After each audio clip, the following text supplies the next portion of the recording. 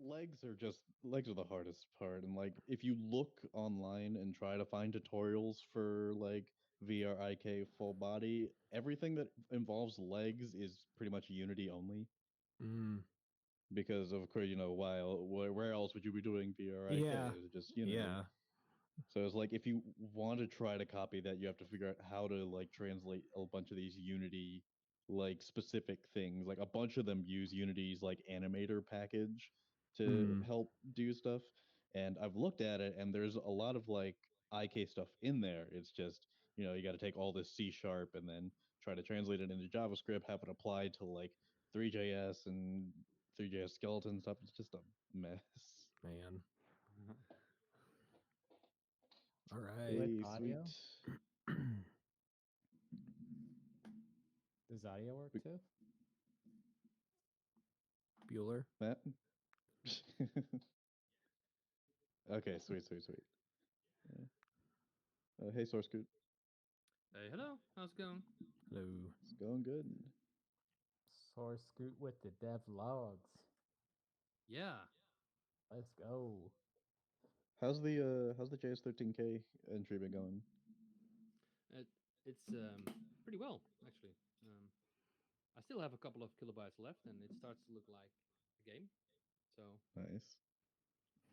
and then I 13K got is an awfully specific number. I've seen the 1K, but didn't know there were other variants. Gotta say, I like the flat image rigged thing. Yeah. It's looking very optimized. yes. Yeah. Yeah. Eventually, I didn't even use the rig except for posing the character and exporting that. I was planning on animating it, but that didn't fit in 13 kilobyte. Mm. Yeah. When is the deadline again? I missed so much dev time because I was stuck with COVID in Vegas. It's August 13th. No, September 13th. It's August September 13th 13th. until Okay. September 13th. Mm. So, So I could squeeze something out in 2 weeks if I wanted to, I guess. Hmm. yeah. Mm-hmm. Hey, Sith Lord. Hey, Yinch. Mm. Hey. No sign of Jonathan yet, eh? No. He's the only one that actually had like a presentation for like Wonderland stuff. I could do a But he said he will presentation. come, so I think. Oh, Okay. cool. These are photo frames. Ooh. Oh, to nice. decorate. Yeah, Jen, if you want to present anything, feel free. Oh, no, after you. If you want to kick things off. Yeah, I mean, not too much to say. I mean, pretty nice turnout actually. This time around, I finally made it because I missed last month's. Also because I was sick. Uh, but yeah, no, just good to see people again. Good to hopefully gonna try to get back in the development swing. I haven't touched any of my personal projects in like weeks.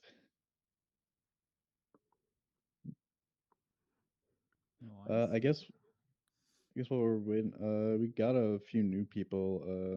If anyone wants to introduce themselves, maybe Keaton, since you were the first one I saw. Sure. Yeah, I'm very new to the space. I'm classically a UI UX guy, but I got into front end. I've been doing that for a few years now in a professional capacity. And I just changed jobs. I now work at a education startup. We're trying to implement VR, specifically WebVR is a big component to do immersive training and immersive onboarding. So it's very much like adult education, whether it's more like Coursera style of learning or like very directed learning as part of job onboarding. But yeah, I'm specifically interested in the React 3 Fiber, React XR path, and then possibly some Wonderland engine and some Play Canvas stuff too for Mm. an easier pipeline for building like standalone immersive training content for sort of client projects through work. So that's a little about me. Very nice. Welcome. Hey there, Florian.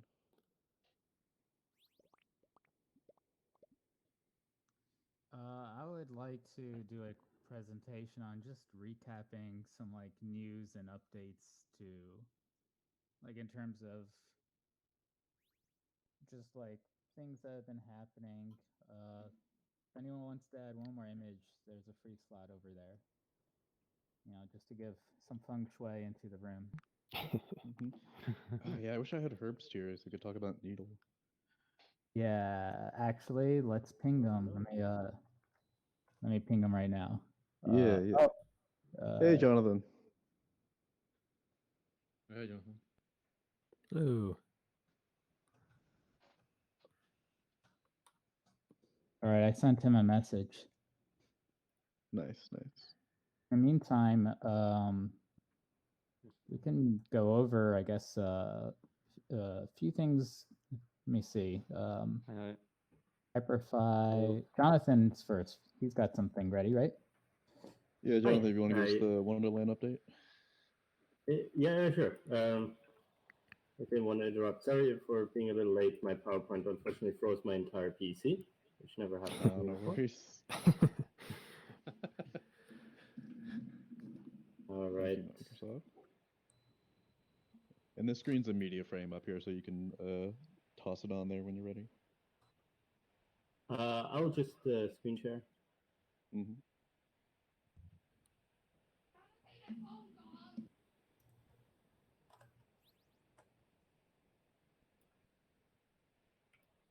I got it.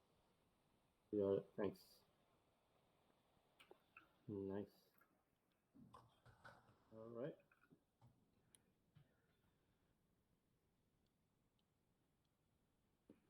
Cool. Feels weird not being able to give applause, or at least not in the classic sense. I guess you could emote applause, but it doesn't quite hit the same. I like to hold the emote and then wave it around and then throw it at the there you go. stage. Still a little shake. Halfway between like applause and never mind. Making it rain. Is it recording too, by the way, Matt? Like on Twitch, auto record? Yeah, I have it set to auto 2 VODs. Sweet. Okay, cool. Yeah, we're good to go. It's a really nice scene, by the way. Mm-hmm. Very Yeah, nicely Matt, baked. for that. All right.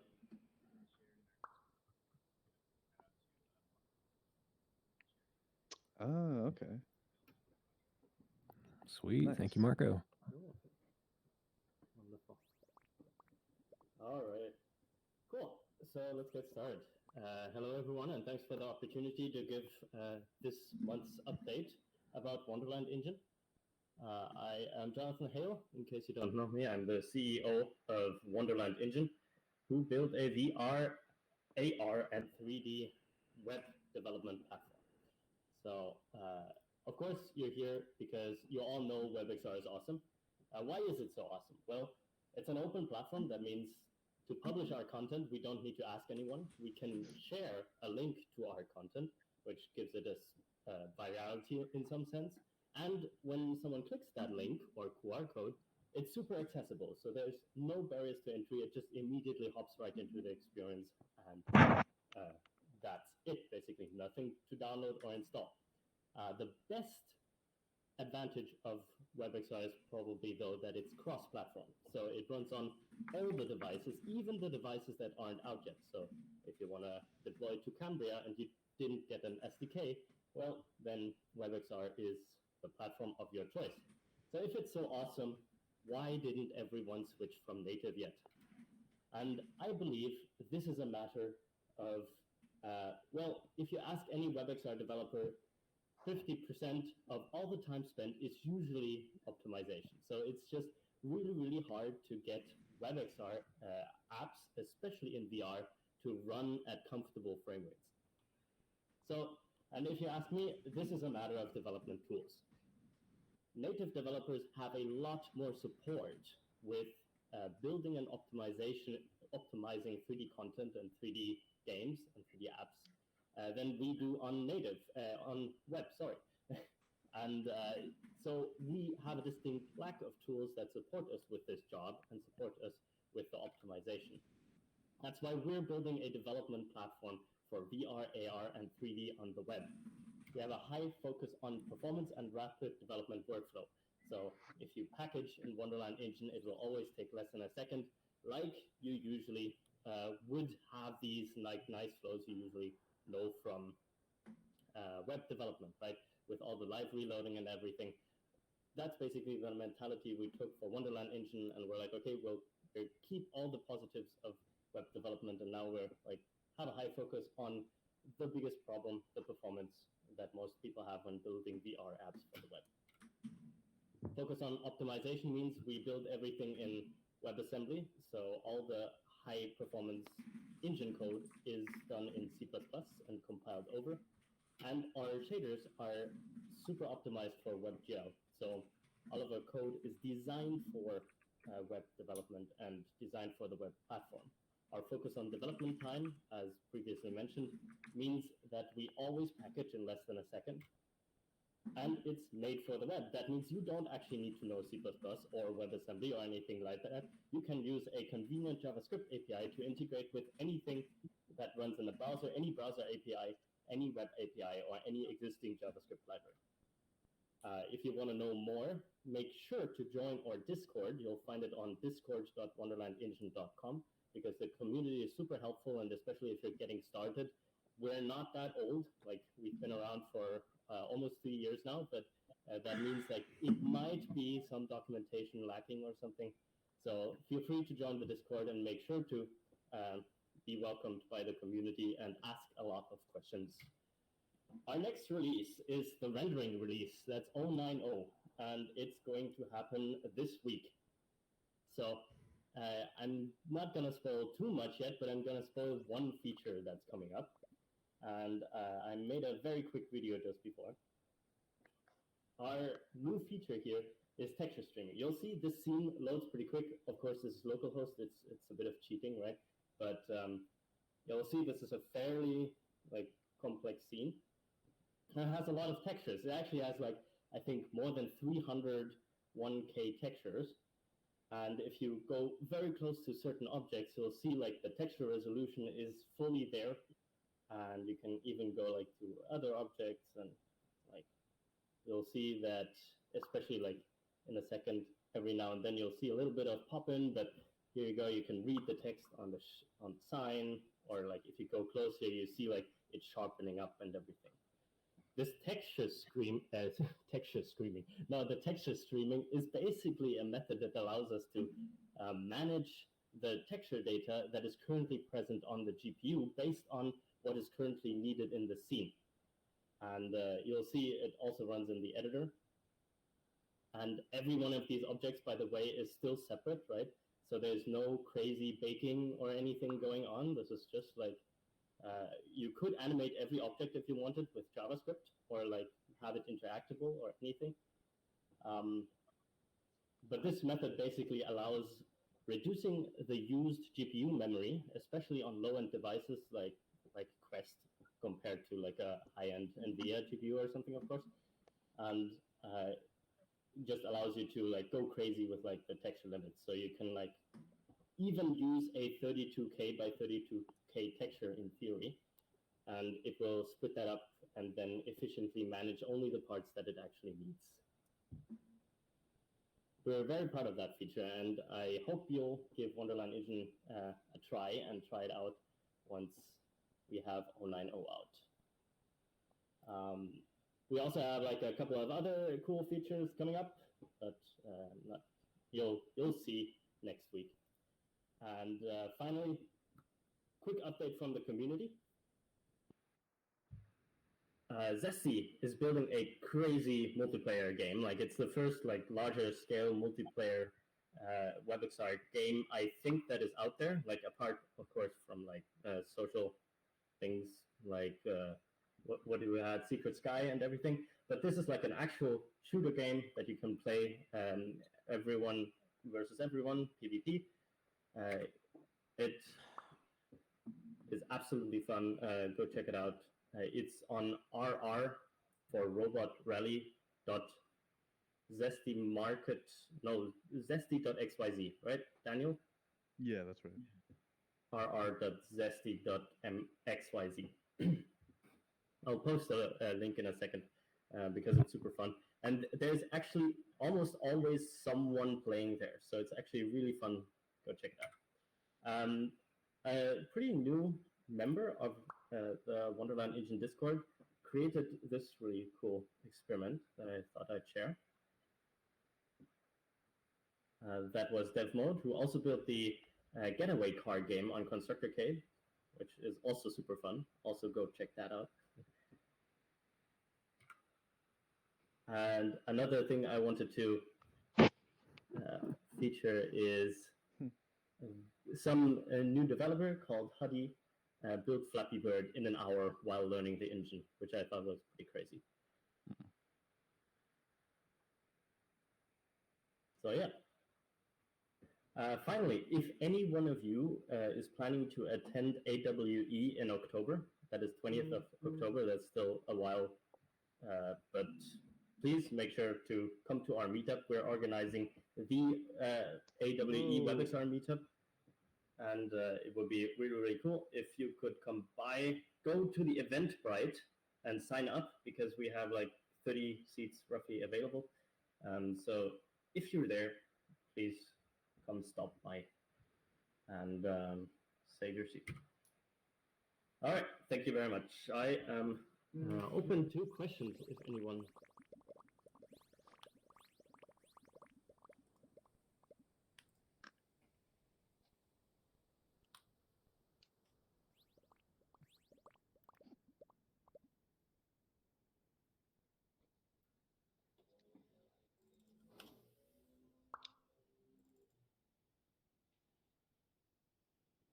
What challenges I am facing? I personally, or Wonderland, or our users? Yes. What's your relationship to your mother? Yeah.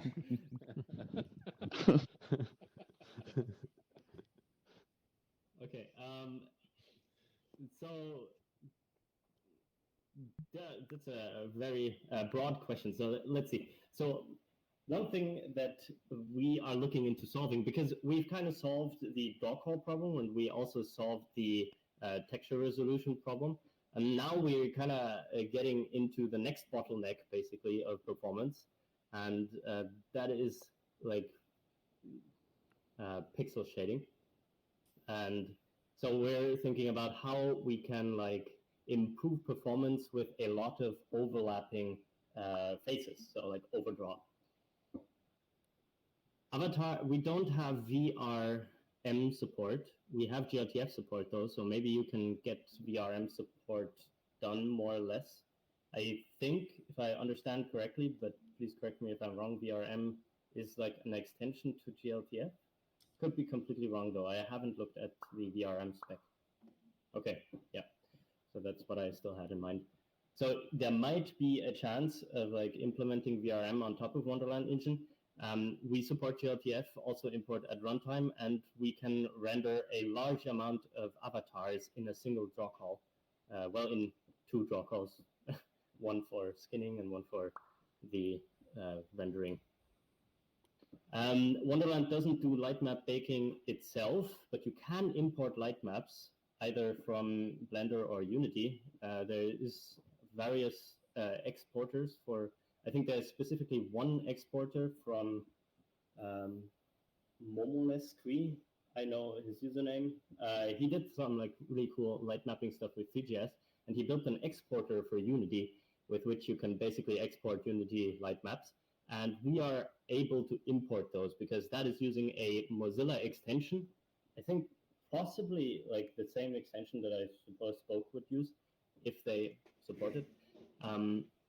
But we support that in GLTF, so you can, in 090, just conveniently import a file that has light maps attached to it. Right. So do you support in a different channel the light mapping? Yes, we support it in secondary UV coordinates. Nice. Yeah, with 090. I always have to say that because the thing is, it's been 4 months since we had the last release. It was just because we had a lot of big features that we wanted to get in 090. That's cool. That's cool. And Jonathan, I used Wonderland some months ago, and it's an amazing engine, mainly on the performance side. So congratulations for that. I was testing, a scene in Unity, exporting to WebXR, and it was really painful to have that working, with more than 60 FPS. And it was very easy to have the same scene rendering in WebXR using Wonderland, and Not it was bad. Yeah. very quick. And but Cool. one thing that I experienced with the engine was that if you have many objects or many materials, the management of these assets sometimes it can become a little bit buggy. Are you gonna have some kind of fixes for this asset management? For a great number of assets and big texture maps, and is this gonna become more stable in this new this new release? Are you talking about in the editor, like management of assets in the Yes, editor? Okay, yes, yeah. yes. So certainly, like we have some fixes with every version, so also with 090, but we are going to focus more on these like smaller UX and editor issues in like the upcoming 2 or 3 releases with like 091 and 092 because Uh-huh. we're like mainly focused on the features. So we did some like fixes on the side, but like some of these might not have been fixed yet. Okay, okay. No worries, man. Thank you. Hey, Jonathan. Question here. Well, first of Hi, all, Christian. great job, guys. This is awesome. You mentioned a JavaScript API for world making. Is that in the form of a templating language or just like a GUI? What's that like? So the JavaScript API is for your runtime code. That might be like any behavior you might want to attach to an object, or Mm, downloading from some API, loading data to like do data visualization. It could be for networking. Basically anything you want to do, you can do in JavaScript. We mm, do have a UI. We have the editor, but that is very separate from the JavaScript API. gotcha. All right. Thank you. I have a question. Yes. First of all, I want to echo the appreciation. Before you started your talk, I mentioned that we're looking at using Wonderland Engine for some standalone Oh, very cool. visualizations for our work. So we're really appreciative of the work you and your team have done so far. Nice. I This may be appreciate it. this is maybe a little more on the bland side, and not necessarily related to any of the features in 090, but in your experience or in your team's experience with building out support for gamepads or support for the XR motion controller gamepads and support for like form fields and virtual keyboards. I guess how much of an emphasis has that been in the engine? What kind of features exist now in the engine for that kind of thing? And are there plans in future releases for additional support for form fields, virtual keyboards, things of that nature? I honestly don't know what form fields are. You'll have to fill me in on that.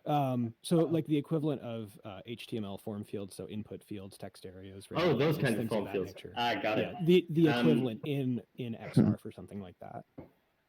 Okay, I was thinking something like really crazy with like gestures or Oh, whatever. Okay, interesting.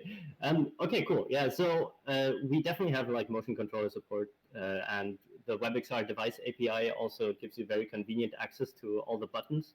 There's some nice JavaScript libraries like the WebXR input profiles that kind of help you abstract over many different devices, the kind of like input mappings, especially if buttons are missing on one that are present on the other, and still Mm, supporting that nicely. For form fields, there is a UI library called WLE Canvas UI. So WLE stands for Wonderland Engine, and that's Canvas UI. That has been done by Yinch and his team. I think Yinch left, but he was there just a moment ago. But that's basically the community who builds a library for that. We might eventually also like create a more native kind of UI library with a focus on super high performance. Um, but that might take like a few months until we like really plan about that. And the final thing was virtual keyboards. We do have again a community project called, I think, WLE Keyboard probably, or something like that. That's been done by Florian, who is also somewhere in the crowd or already left. Not sure what happened to Florian's trial. Yeah, but I think he left. so again, it's the community who built something there. I think we even have two, because the WLE the WLE Canvas UI library also has a virtual keyboard. So there's like two options you can choose there. So Florian just joined again. He's the author of the virtual keyboard library. Thank Or is you. that a different Florian? Hey there. In any case, thank you. I appreciate the answers. Have you joined the Discord yet? I have, or I'm sorry, not for Wonderland Engine. I'll be doing that Okay. after this. Definitely be sure to do that, because then I can help you with all the questions that you may have. Thank you. Awesome. Cool. Any questions left? Let me quickly check the chat, because Jin might have written something while I was distracted. How do I open the chat though? I'm confused. There we go. It's not that hard. Yeah, it would be really cool. So Moon mentioned that Memelot Squee is adding the export, like map export support, to the Webaverse exporter, and it would be cool if Webaverse worlds just work into Wonderland. I'd be excited if that's the case. Well, maybe I there's hope. Could be. Would be pretty cool. Would love to see how that experiment goes. And yeah, he's doing awesome work. All right. In that case, sorry. No. Daniel? In that case, thanks everyone, and Thank you. I'm around for questions. Thank you. Yeah, good job. Thank you.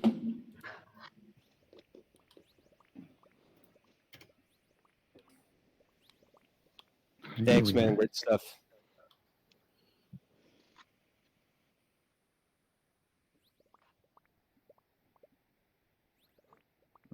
All right. I could go if you want. Mm-hmm. Yep, sure. Cool. How do you stop? Screen. I am just going to talk about, because this is a monthly meetup, what's been happening just overall, things in the space. All right. Everybody see this? Yeah. Yep. Okay. So, let's see what's been happening. Personally, I've been getting really into local first type principles, because I was working on home spaces, and I'm like, like a home space, you should have the keys to your own home, and if it's on someone else's server, it doesn't really feel like my own home space, and so it's kind of like leading me down a rabbit hole to these principles of people who are really into self-hosted software and communities working on such. And so I got really into that, and have a devlog on all sorts of things related to thank you. Self-hosting, and the concept of digital preservation, thinking about how our digital records built to last. Like it's only been like what 25 years of the World Wide Web or so. And did you know that the Library of Congress actually recommends XML, JSON, or SQLite as archival formats for data sets? Interesting. So I think that's really relevant to this group here, because a lot of WebXR stuff is kind of like VRML on roids in a way, like A-Frame and JanusWeb, etc. I got into researching like how secure our NFTs, and only like 10% of them are on chain, 50% are on IPFS, and if you're not like self-hosting them, it's like you don't have like a cold, like a copy, then they're at risk. So that's another thing that kind of drove me down this rabbit hole of like, how do we own our data? And also the wallets that we're using are kind of boring in nature. Can't And pin so, screen shares, Rainwolf. yeah, it's a bug. I got into looking at Raspberry Pi cases. Some were really interesting. I bought some myself. I have a whole lot of Raspberry Pis, and I just found out they're really sold out still all over. So lucky me, kept them. Bought one like this that looks like a Game Boy. I threw this one OS called Laka, which is a open source, very lightweight one that is built on top of RetroArch. And I was thinking, like, if we want to like make this stuff popular, we have to make it fun, enjoyable. So maybe if you had like a way to view your media collection or video game collection as like a WebXR viewer or private cinema, that might incentivize people to want to do this kind of stuff. And then also looking at ways of like, how do we make it so that it's always on? And the Pi mod for like a USB dongle is, I think, a really great way, because then you can attach, first off, it removes a lot of need for cables. And if you attach it to your computer, then you basically have your own kind of compartmentalized computer that you can access its file storage and also like use SSH into, and have always on if you plug it into like a USB like wall outlet. So I think that's a pretty good form factor for an always on sort of case. Yeah. And then, so a lot of information here. If anyone's interested, I'm going to drop it into the chat. Next, I'm working on an open source grants program. Thanks to the sale of crypto weed, I've given some to OpenBrush, which they're doing some good work. Hyperfi, I want to give Ash some money. I want to give Bai more money. He's doing amazing work. And this all kind of ties together. Like, imagine OpenBrush exporting not only a GLB, but a WebXR like HTML site with it. So it then becomes a WebXR like creation program, and you add in multiplayer, then it's fun and more productive and collaborative. Draw in VR and then export and then like import things and then like draw over them and then export back out again. Like, you can do some really cool stuff. So that's going on. M3 and Webiverse have been working on open source avatar builders, code name Ready Player M3, which kind of borrows a lot of inspiration from the design of Ready Player Me. But you can basically upload your own UGC wearables, your own UGC avatar base meshes, and it exports VRM. And Min can chat more about it too. He's killing it with this. He's also got an avatar. Is this based on Open Character Creator? Yes, it is.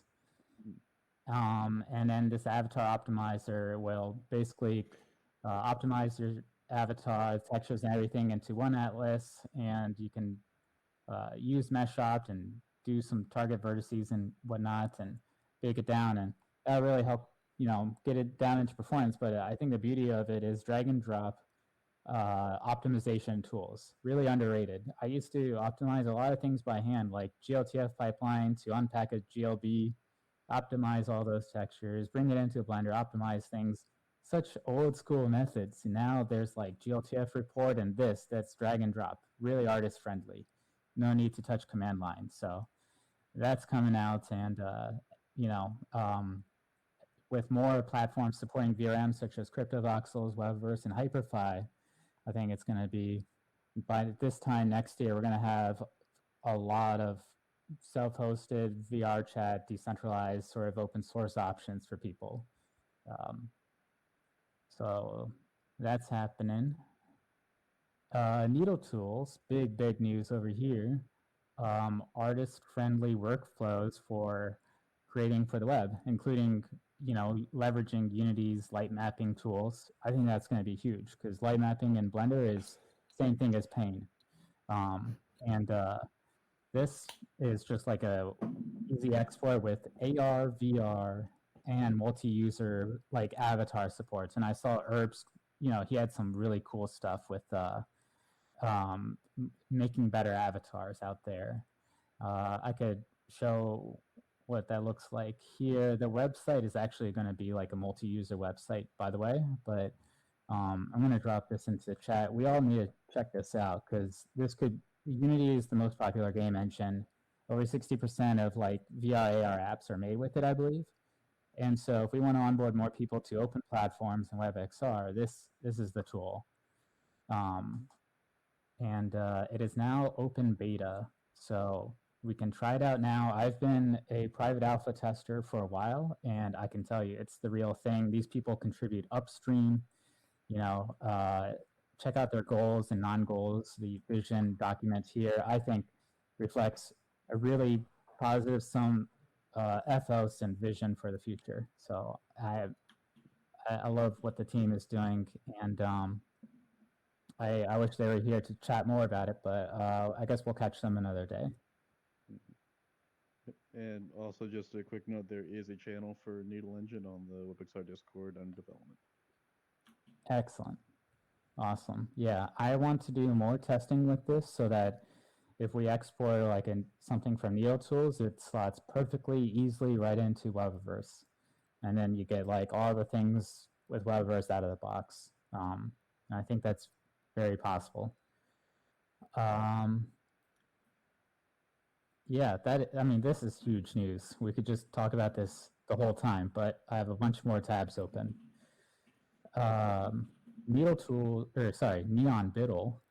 M3 has been collabing with them over the summer for a series of build-a-thons, and we just wrapped up the first of which M3 took first and second place during it. Who's in the M3 Discord, is he here now? I don't see him, but he just made a Twitter account, so follow him, A Virtual Future.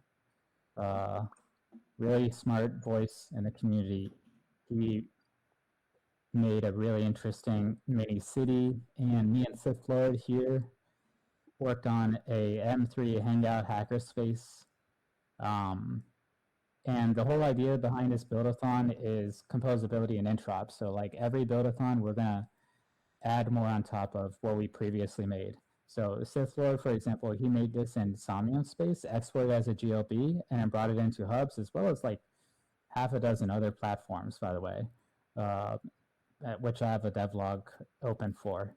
But we want to then kind of go back and make a really cool night mode. So similar to the screenshot you see here, we can basically import OBJ objects into OpenBrush and then draw over them and then export that back out, and you basically have a really cool kind of neon outline of such. And right now, Burning Man just started, so that's kind of been part of the inspiration for this build-a-thon is a little bit of Virtual Market, a little bit of Burning Man. That's coming up soon. So we're going to be doing more testing with OpenBrush. Hyperfy has been just crushing it with VRM avatars. So Ash has got multiplayer mode. It's got VRMs kind of like unlocked. There's a screenshot of custom VRM avatar over here. I think he is stuck on the legs now, but maybe he solved it. But he got the hard part figured out, and I lost it. Okay. Yeah, I think I'm behind the thing. Yeah. Oh, yeah. Hold on. TLDR. Yeah, he's got the hard part figured out, and already, it's like same level of quality as like. I mean, this is high quality stuff. A lot of platforms don't have full IK avatars, A lot of people are using Final IK in Unity, proprietary solutions, so that's why they can't open source their thing. There's legs, so I mean, that's one up over Horizon, and custom avatars. So yeah, we now basically have the means of kind of doing our own VR chat type of things in the browser. So I will show a demo of that right now. Here's like you can explore some Hyperfy worlds in the browser here. There's voice. There's go into this world. The VR and avatar support is live. It's pretty low key at the moment, but first peek here at the WebXR Meetup.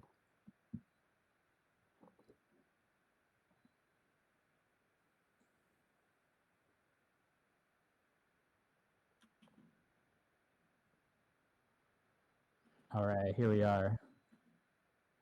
So the world made out of GLB. Here's the avatar. It's a custom avatar for Hyperfy, so you kind of start out like this. Ignore the bugs. That's my fault. It's probably okay. Yeah, there we go. I have a lot of tabs open. Yeah, it's looking pretty good. It's even got run animation too. You can double jump to fly, and in Hyperfy, you could glide by holding out your arms in WebXR mode. You could climb by literally grabbing any object with collision. So you could get a good workout climbing buildings and stuff. And there's voice, there's multiplayer, there's chat, there's NPCs you could talk to as well, with some examples out there. Not this one, but somewhere else. Borga World, does that have them, Feta? I think. But yeah, big shout out to Hyperfy for accomplishing this. It's difficult.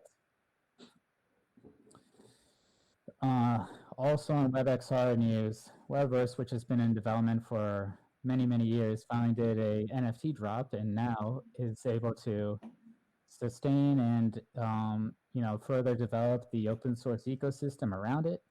So within this market, they were able to completely sell mint out at a final price of 0.45. And there's I'm working on a grant system right now for all sorts of things. Right now, though, focusing on documentation. And I think that this can be very useful for any kind of project that wants to be more open and decentralized and kind of get more community participation to help. And so how does that work exactly? Well, I first basically made a new GitHub org, and I forked a bunch of repos to it that are missing READMEs, for example. And that's what we're going to be focusing on now. I then made issues. Could you move to the side, please?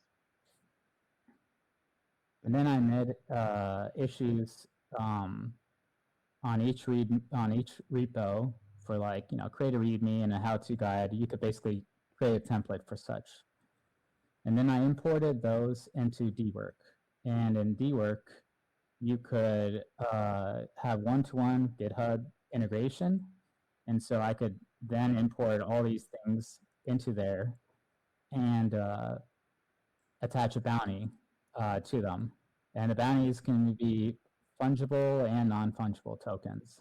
And so people can apply. And there's even like CI/CD with GitHub. So like a pull request, if it's merged, it automatically moves to done. They basically have like something that's very similar to Trello over here. And then when it's done, bounties are paid out with a multi-sig wallet, which basically it requires at least 2 out of 3 key signers. You can set however much you want, but that's the one I have right now to authorize the payment. And then, so in this ecosystem, we're just using it to improve documentation and examples out there to start out with. But I think it could be useful for many things more, and I'm working on a grant program to do things like improving Blender plugins that export and import from different engines and platforms. Because I think Blender would be really useful as the kind of nexus of artists' creative workflows to kind of improve some of these things. Like I was finding out like Play Canvas was having issues with GLTF support just because they didn't have enough kind of like hands to work on it. And, a little bit can go a long way. So I'm really interested in just fixing some of the problems open source software development has. and test casing it with this. So yeah, and besides that, oh, I think I'm at the end. Yeah, any kind of questions, comments? It was basically what's been happening in the past month. A lot. WebXR is on a track to, I think, really kind of showing the world pretty soon, especially with custom avatars and WebXR mode, which is coming to Webverse real soon. And some of the videos over here, for example, you could, I don't know if I could zoom in close enough, but you can see WebXR mode working right in this bottom corner. It's kind of like, it reminds me of Neos VR in a way, because you have an inventory system, so you can just bring things out like weapons, guns, pets, vehicles, whatever, with you between worlds. It definitely looks like it's come a long way since I last tested it. Yeah, and the AI system, there's like 7 AI systems in Webverse, 5 of them are open source. And so you can just have so much fun just, you know, your companion, your pet, you could talk to it. You could, now they're like experimenting with stable diffusion and other things. There's a lot of interesting things in the pipeline tying in virtual worlds with AI. They're That doing looks stable great. diffusion for like texture stuff. Is Moon still here? No. A lot of things for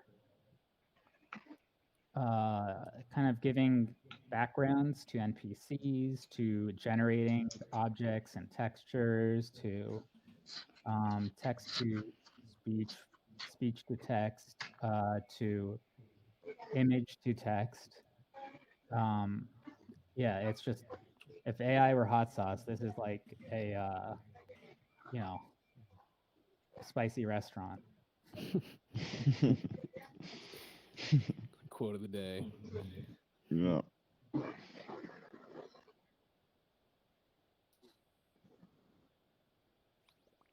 All this to say, I'm very excited about the future of WebXR. Oh yeah. No, it looks great. Good job. Congrats. Yeah, this is like unreasonably advanced. Yeah.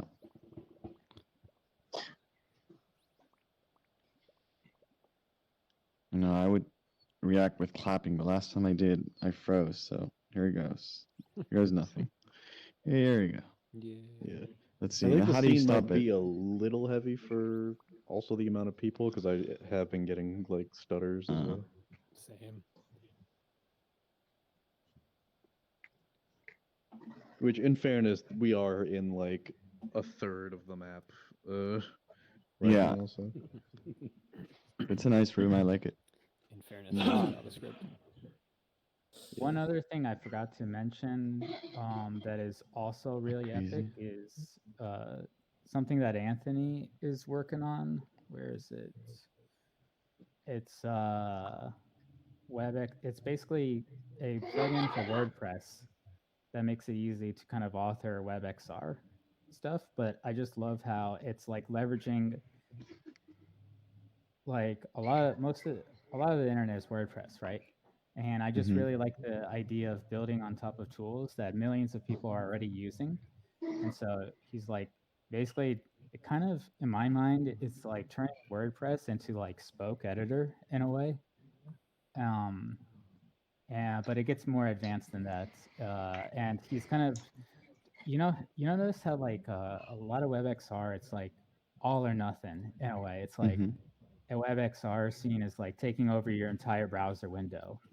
Whereas he's really interested in building patterns of like creating WebXR sites that blend 2D and 3D in very cool ways. And that's, I think that's something that's like underexplored. So keep an eye out on what he is doing here. I'm going to drop this into the chat. And I just see Herbs is here. I would love for Herbs to talk about yield tools a bit if he's down. hey, Hello. Yes, sorry I'm late. no worries. Oh, good, man. If you want, yeah, you can take the floor. Yeah, I think I can do that. Second.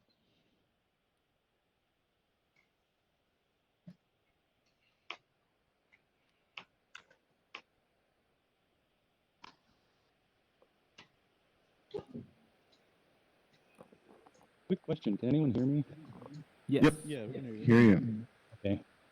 Mute always seems backwards. Mute icon always seems backwards to me. Yeah, Also, and for I've anyone had a else couple that's- times where I like muted myself without even realizing it, and you're just there for like 5 minutes, being like, "Did they just not hear me?" Or Also, for anyone else that's using this immersive, If I may, and can't see the time. It's 5 till. I'd like to make a few words to say something about the self-hosted. One particular aspect of self-hosting, which is where to store user data, there's a technology. Let me back up. Okay, if you want to store data for your users, the standard way is to store it on your server, which means users have to set up accounts with you. You have to manage the accounts. You need to pay for the storage and all that, and that doesn't scale well. So there is a protocol called remote storage, which lets users set up an account outside of your app and then give your website access to a particular part of that storage. So you don't have to pay for their storage, you don't have to manage their account, you don't have to deal with any of that.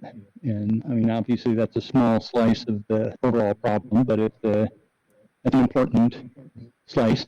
So if you've wrestled with that at all, please take a look at remotestorage.io, and you can find out what the state of that. And one thing more, which is worth mentioning, obviously there's other protocols out there that can do similar things. The big advantage of remote storage is that there is a place offering 5apps is offering accounts for free to people. So no one has to. You don't have to set up a server for people to have this storage on either. You can just tell people, go here, set up an account, and then give your app permission to use it, and then you won't have to worry about storing their data again. Thanks, Doug. Jen, I actually had a question for you. When you were talking about WordPress, I was hoping you'd touch on it, but basically, what's your current thinking around extensibility? Like people bringing in, like the dream would be somebody makes a really cool reusable web component that you could, put in a world made in whatever platform. So, but Canvas is a whole different world, and that's really hard. So, what's the current thinking for platforms like you around that? Compatibility, like Weverse, for example, you could like layer in 3JS apps together, right? Like the sky could be a 3JS app, and the water, and then like mix in some GLBs in there, and voila, you've got yourself like a gourmet WebXR experience. So there's that, but I'm also thinking in terms of accessibility, and Herbst is probably best to talk about this, is the tooling being very artist friendly. Solving light map baking is a huge hurdle for artists, especially if they're like having to learn the Blender method manually. Whereas Unity's tools as a digital content creation engine, it is really powerful, and if you can export out of there as a WebXR compatible app, then I think that is exactly what we need. Right. Yeah, and Right, that's an yeah, that'd excellent be a huge segue. step. Like I could start sharing here. Like I'm ready. Oh, So yeah. Perfect. oh yeah, cool. Okay, so yeah, we've been I'm from Needle, and we've been working on some interesting tooling because we saw an opportunity where there's currently a split. Some people build stuff with Unity for the web, but then like things like XR are hard. Only work through like third-party solutions or hacks or patches or whatever. And other companies start building with 3JS or other systems, but then kind of lose all the pipelines and tooling and all that kind of stuff. So it becomes relatively hard to put something together. And we saw an opportunity there to kind of solve that by basically um, building two parts. For one side, a runtime engine running on 3JS, like 3JS doing all the rendering. We're adding interactivity and components, and and you export your worlds from Unity as GLB files with custom extensions.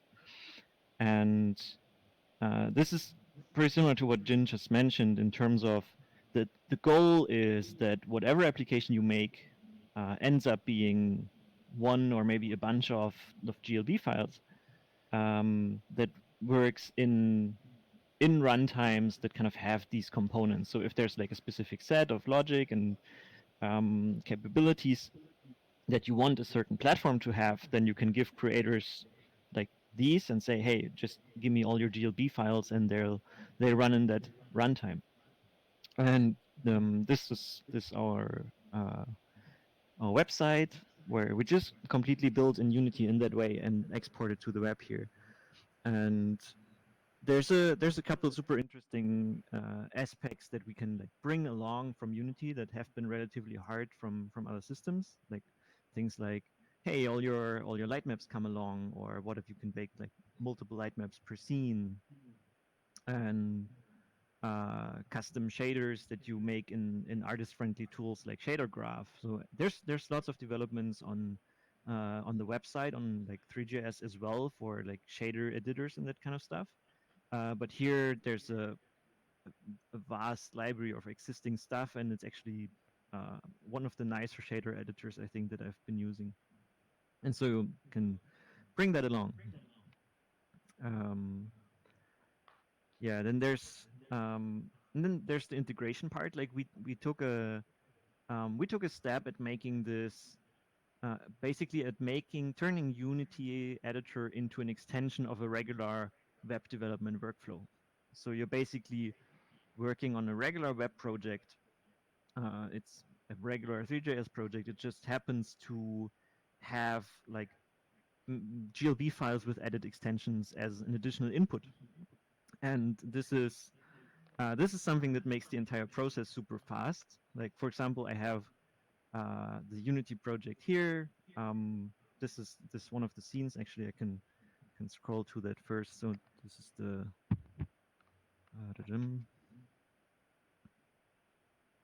yeah, there we go. Like this is that scene on the how it looks on the website. Like there's a couple texts. There's a camera animation when I'm scrolling here. There's these guys, and then it goes kind of to the next section. And how that looks in Unity is exactly the same. Like basically, idea is to have that match as closely as possible. And what's happening is that you have your regular like structure here. We have a timeline. I can set up my camera and animation and everything here. And I think this is actually the matching camera here. So this is basically the same that happens on the website. And the moment I press play, basically this is exported, and then we have a local server running, which is updating that live. And so this is the I have two tabs here. Like this is our deployed website, and this is the local server running right now. And if I go to the same one here, like, and this is now exactly the one like running in Unity here. So if I go in and say I need this tree here, I need this to be like bigger, and I save my scene, then this is like hot reloading on the website here with my updated scene. And this really I think super interesting for workflows, because you stop testing. There's no need to test anymore in the editor, and you saw that like by pressing play, we're overriding the play button because it's not needed anymore. You don't need the play mode in Unity anymore, because it's like same fast or faster. Actually, it's way faster to just like test in the web. And the edit things that make this super interesting for for WebXR, like both AR and VR, is that since this is running on a local server, I can go to that same URL from my phone or my Quest and get the same behavior there. Like I can do a change in Unity, I can press play, and it auto reloads on that device. Like on Quest, you even stay in the VR session. Like it's super fast to iterate on these things, but from an editor that is like super capable, has timelines, has sequencing, has capabilities to make render textures, all the kind of stuff, and we're mapping these to the same or close 3JS components. So this is part of kind of the core workflow here. And yeah, also touching on some of these questions that I heard when I entered the room around deployment and so on, and like running this. The idea here is that the output here is you're not locked into any vendor or system. We have a super fast way, which I like a lot for prototyping, to just export stuff to glitch. Like there's a deployment component here, and then I can basically, like with one click, deploy this, and that takes a couple seconds. You can compress it if you want, and so on, and then it's live there. But it can also be exported as a regular, like baked web page that you're then uploading to FTP or somewhere else. So it becomes really easy to spawn these worlds everywhere. And also interesting for the group here, I think, is networking and these things are baked in, and not like in an overkill way where you would need to set up like server stuff and somewhere and pay for something. But when you deploy this to Glitch, then we're just running a small server right on the same tiny Glitch instance that has persistence, that has like multiple rooms, all that kind of stuff. It's probably not going to hold more than 30 people or so because it's like a tiny free compute instance. But it's more than enough for like quick experimentation. Yeah, I think we have some examples for that here as well. Yeah, and I mean, this is the closest to where we're in right now, like a meeting space. We're planning to deploy some of these just to test it out more, and hopefully one of the future like group meetings could also happen in such of these spaces. A couple of months ago, we actually met in Castle Builder, which is like the video of which is running on the screen here, and had a super fun multiplayer session. So now we're quite farther along in terms of tooling and the speed at like building new things and really experimenting and prototyping. Yeah, and with that, I think this was a super rough and super fast overview. So if there's any questions, please let me know. Yeah, Oh, this is really exciting stuff. Yeah, I'm gonna switch back here and stop sharing for a moment, so just so I can see you, but I can turn that back on if there's any questions. So I guess my main question is like, what would you say is like the main limitation of the Needle engine right now? It depends on which angle you're coming from. So I would say a major limitation if you're coming squarely from Unity is that we decided very early on that we're not gonna like automatically convert your code. So like because this is what makes the Unity workflow, like it makes the runtime fast, but it makes the workflow so slow. Like all their pipeline from like C# over ILCPP to WebAssembly. And so we decided we're going to take a different route, and we're mapping components. So basically, when you have your components in Unity, you build matching components on the TypeScript side or on the JavaScript side, and we're shoveling the data over, but it's actually running in JavaScript. So you can take advantage of all like the web development things that have happened there over the last years. That's where this like automatic reloading in like a second comes from. That's basically just that Vita server in the background just doing its hot reload thing. So it's nothing that Needle had to reinvent. It's just modern web development, but now with kind of Unity files as an input to it. And so I would say this is a major limitation in terms of if you're coming with a large existing project. It's not really a limitation if you're working on a new project or if you're building for the web, because then you're most likely to start from the TypeScript first approach. Like in the last weeks, I haven't wrote any C# code basically. So you're building the TypeScript components, and we're actually automatically creating like Unity components that have the same like fields and methods, so you can wire your stuff up on Unity side. And there's not actually like C# code running at any time. Oh, Yeah, and Nice. other than that, I think one thing worth mentioning is that um, it's it's not a goal to basically have 100% matching feature set to everything and every permutation that Unity has in terms of render pipelines and lighting systems and whatnot. Where we decided to focus on some that make sense for like general physically based projects and for non-realistic projects and so on. Especially in terms of like light maps and how your like environment settings are set up and things like this. So we don't have and don't intend to have 100% coverage of all combinations. Yeah, but I think that counts as another limitation when you're bringing an existing project. nice.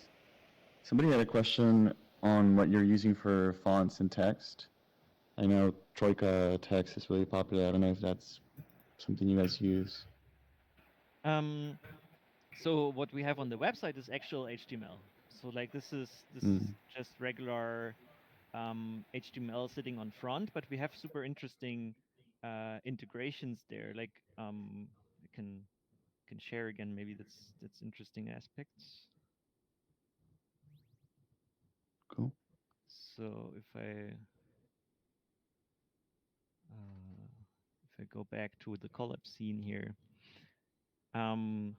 we have these timeline tracks. Like, and I'm not sure who here is familiar with Unity, but basically Unity has the timeline, which is a sequencing tool for saying animating multiple things. And we have a custom track here for which we're calling a CSS track, which is basically at specific points in this animation here, setting stuff on the HTML page. And this is basically, these are the two sections that you can see on the website here on the right. Like these are regular texts, regular HTML stuff that you're building in HTML right now. And you have these multiple sections here that show and hide at specific points along this camera animation. So we don't like, I don't think we aim for like setting up all your HTML and all your website in Unity. It's rather that it feels very flexible to do that from like I will just show, it's hard to explain. Or you have your Unity side for everything that's like where the Unity editor tooling is great, setting up objects, materials, all that stuff. When you're coding, you're, for example, in Visual Studio, and then we have Visual Studio Code, and then we have regular HTML and stuff for saying, okay, how's the text for each of these sections. This is, for example, the website project here, and rather have good connections for how you control one side or the other.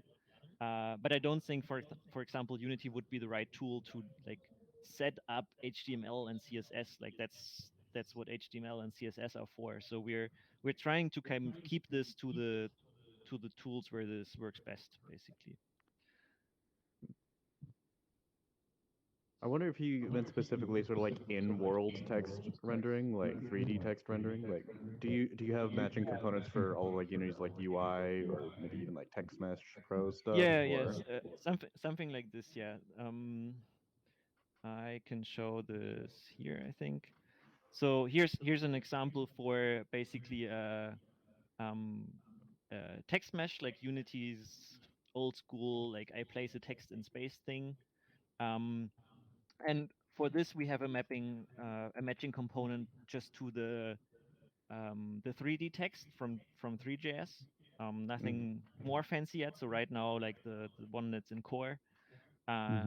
and then here we can, like, this is some of the stuff comes from like Unity's text mesh component, and then there's some additional data that is like 3 specific that we're attaching to that as well, like extrusion and how thick that is and all the kind of stuff.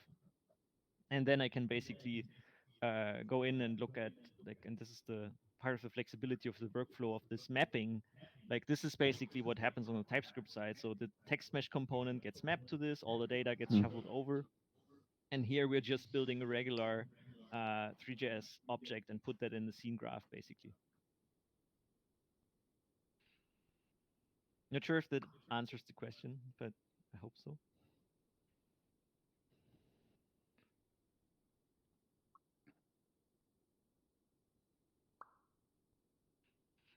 Very cool, guys. Where do I find the chat, actually?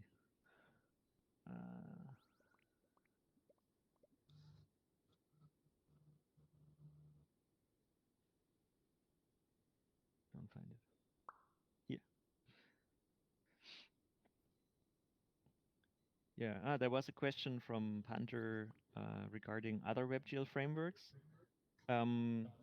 So right now we've built on top of 3JS, mainly for the reason that it's also that it had the right capabilities that we needed, and also just from experience, we know that they're pretty open to accepting pull requests and these kinds of things. And so we're doing that for a lot of kind of the components that Needle Engine depends on. When we're fixing something or adding new capabilities, we're always trying to get that upstream to so that like everyone can benefit from it. And like, for example, especially in WebXR, we fixed a number of things in 3 that were problematic and are now much better. Things like, hey, I can stay in the session on Quest, like supporting session granted and making it work again in Mozilla's XR viewer on iOS, like, because there were some other issues there. And so these are already like back in 3, and Needle Engine benefits from it and other people benefit from it as well.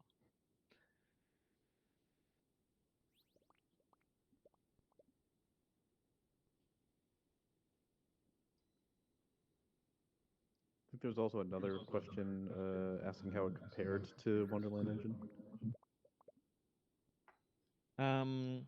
Well, we're planning on doing some more like in-depth comparisons of specific projects and just seeing like size-wise and so on.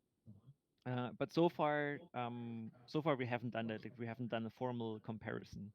And I think Jin is one of the people here doing all these comparisons with different engines and trying to get the same thing to look the same and work the same. So hope to discuss it more. I think really the strength here is like coming from creator tools of your choice. And we're starting now with this Unity exporter, but we have some interesting prototypes, for example, for doing the same but coming from Blender and saying, okay, what can we do if we suddenly allow people that are like purely 3D artists or that work in Blender, and we give them the same magic button basically on saying, okay, I press run in browser somewhere, and then I have my scene, including interactive components that I attached in Blender, running in the browser. And so I think this is something that differentiates the goals that we have from other engines, where often the goal seems to be, okay, let's build a new ecosystem, right? Build an editor, build a runtime that kind of work together very nicely. We are coming more from we need to make, or we want to make the workflows nice. Like, if you're for example using our exporter for Unity and bring the GLTF files into another engine, you can do that. Like, this is the beauty of it. Like, everything's built on GLTF, which is an open format. Our extensions are kind of documented, so there's start of a documentation for that, so people could do that. Like, you could bring them into other systems, and if you want to produce these GLTF files from other systems and bring them into Needle Engine, that's also fine. So we see ourselves as the glue between these systems, basically, and trying to figure out the right workflows like that make sense and make everything super fast. And yeah, get these processes to a point where an artist can like iterate on an idea without having to I don't know, hand off to a developer at some point in the process, or without having to wait 10 minutes for their like Unity WebGL thing to compile and even run on whatever other device.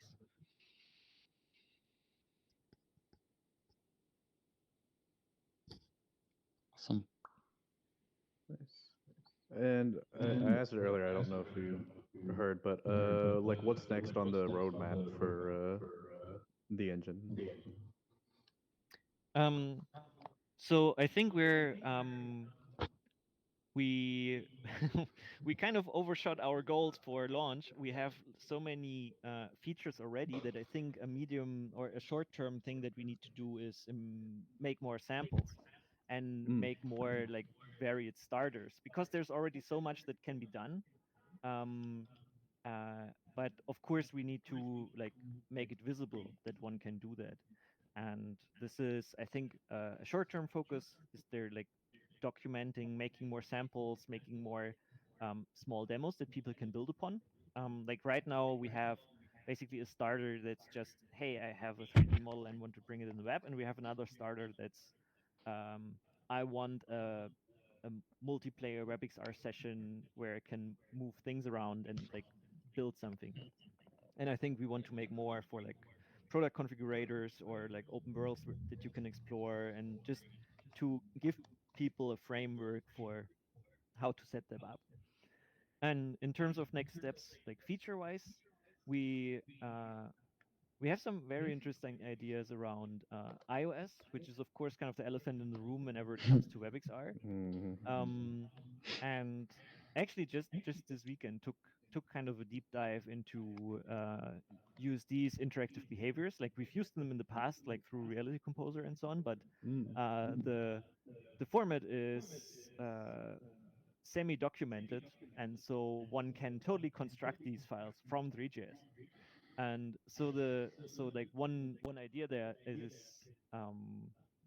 what can we already like map to give at least a little bit of an interactive experience for iOS AR. That's something that we're looking into, because it's such a common request. So what about iOS AR? Like that's where people want to bring their AR projects, and so we're thinking about that. And we want to pick up on a lot of the early VR explorations that we did around avatars and so on. Like basically what we have in Castle Builder and in the bike configurator are relatively basic avatars, and we want to make it easier to make your own, to bring them from other platforms, like bring the ones from hubs, or bring the ones from Ready Player Me or something like this. And at some point, we'll also have to think about, do we find a great way for like bringing your data or your avatar or whatever with you when you're hopping between worlds and these kind of things. And we have some ideas there, but nothing set in stone. And of course, we're like looking at all the various options that there are.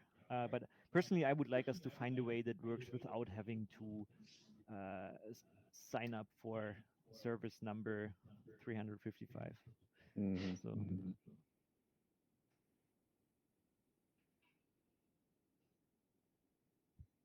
Great.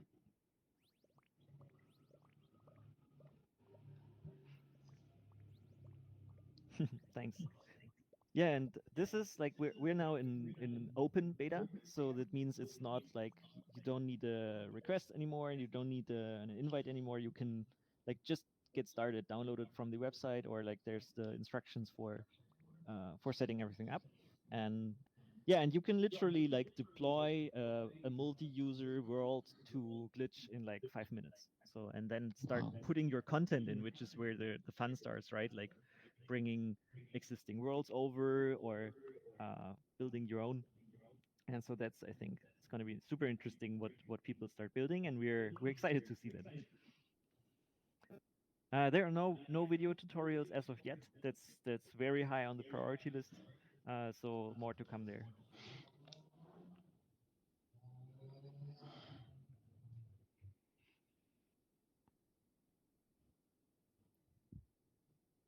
Yeah, are there any more questions or like specific things that you would like to see from Needle Engine or other things? We Sounds super looking into it interesting. for sure.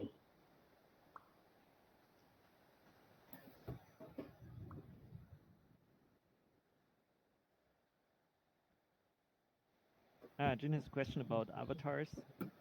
With preview, you mean the hologram one I tweeted about, I guess. Yeah. Okay. So that one that one's not from us. That's an Oculus avatar. Like that's from their system, just with fancy shaders on top. But we're of course looking into we're kind of looking at both angles there, like having a super simple way to make your own avatar, which is actually documented. Like you can make your own. And this is what I personally like a lot about this approach with Needle Engine is that everything you deploy is self-contained, right? So you decide what capabilities it has, you decide what avatars everyone has and what features everyone has. And so one thing that we saw people leverage that for is having project-specific avatars, like super simple ones.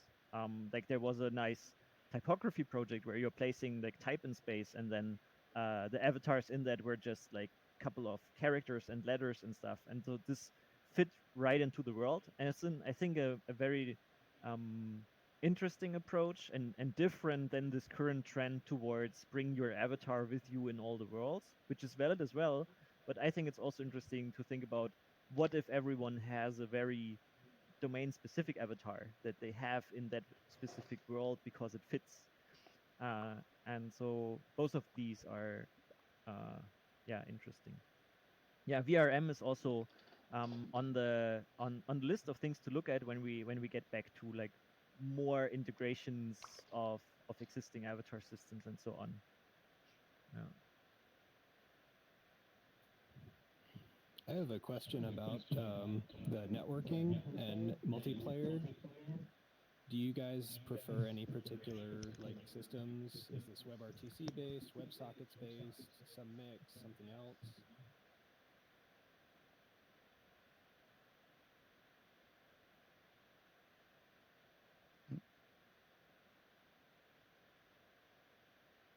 It's secret. Yeah. Did you hear the question just then? Oh no, I didn't hear a question. Can you repeat it? Sure. Can you speak briefly about the back-end, like multiplayer tech stack that's supporting Needle, and whether that's like WebSockets? I can barely hear you. Oh, I'm sorry. Okay. I hear him perfectly. Okay, can somebody else relay the question? I think Backend. someone's about to. It was backend for multiplayer the question? What Jin just mentioned? Yeah, he was asking like, what's that look like? Is like WebRTC, WebSockets based, etc. So we have so we're using Peer.js, so it's WebRPC. And we have two separate strategies there that already work. And one is basically routing it through that little glitch server, like a networking server that you can use somewhere else than glitch, but that is included in the glitch server, where basically the traffic gets routed through that. And we're looking at also having pure WebRPC solutions where basically you don't need that anymore. And so this I think would be super interesting for scalability, like just saying you if your project doesn't need a persistent system as a server, you can just like have it ephemeral and then would just work. So but yeah, right now it's a custom networking server, and it's based on WebSockets.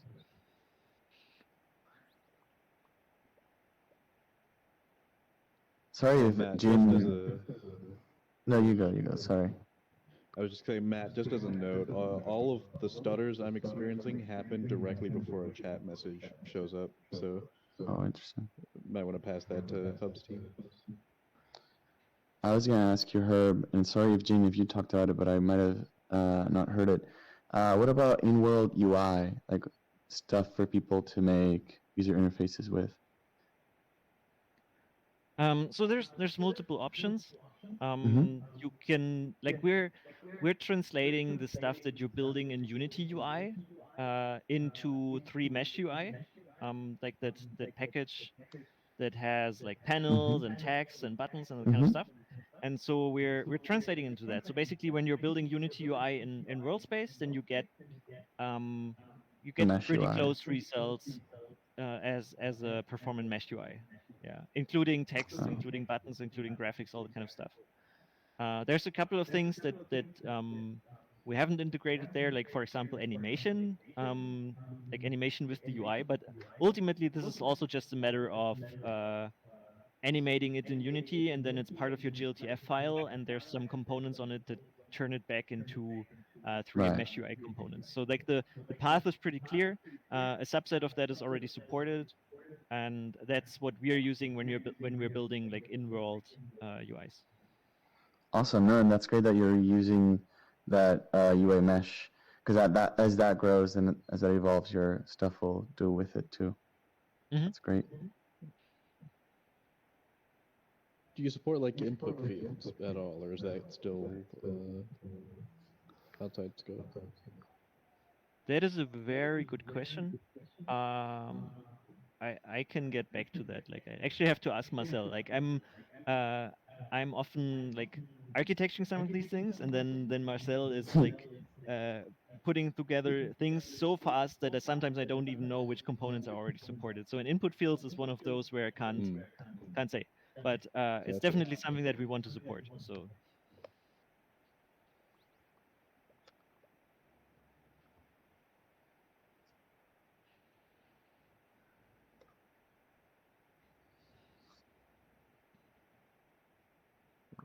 Any other questions?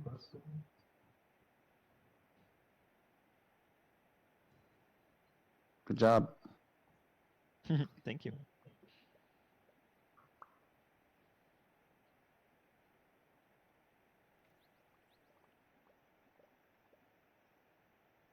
Yeah, and we have a Discord that's pretty active or getting more active by the day. And so if there's like anything that some of you try it out and find blockers or so, just let me know. Like we have a strong interest, of course, especially in people that have already experience building WebXR experience and so on, to make it work. So if there's something missing or you are like missing a specific feature that's super important to get something to work, then uh, we'll most likely add it. Can you share the link to that Discord? I'll throw it in the related servers channel. Yeah, we'll do.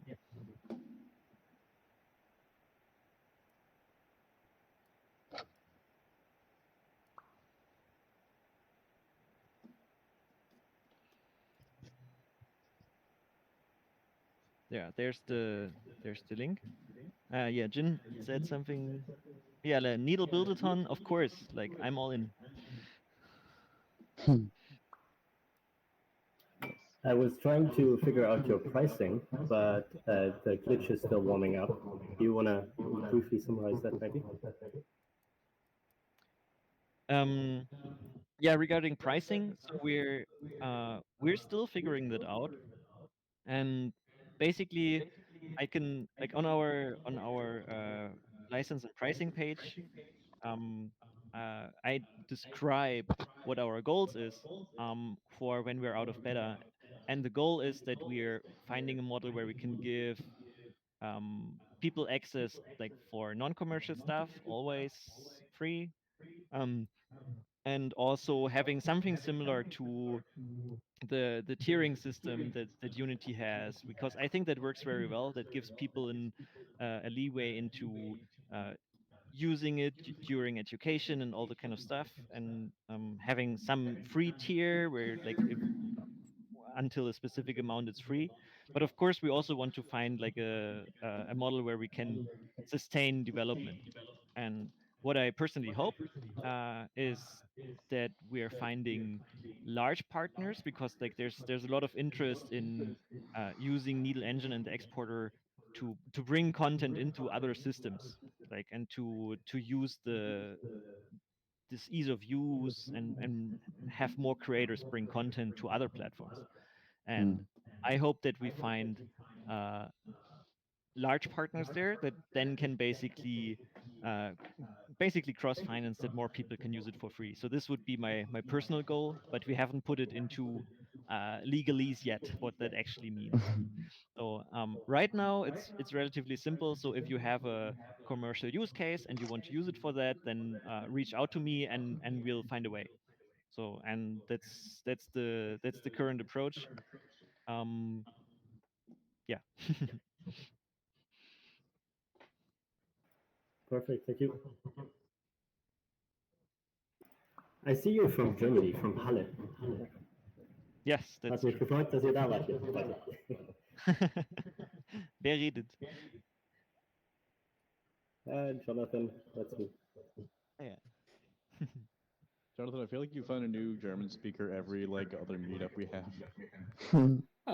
Yeah, Germans are just crazy big in WebXR. I mean, Construct Arcade is German too. Wow. It ends there. But yeah, WebXR is hopefully big in Germany. I don't know. Nice.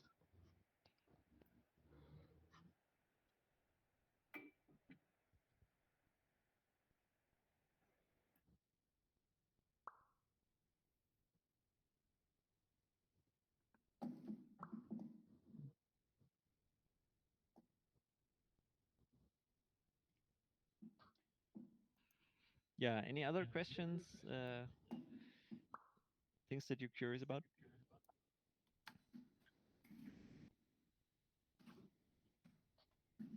Oh, see you, Jen. Bye, Jen. Thanks.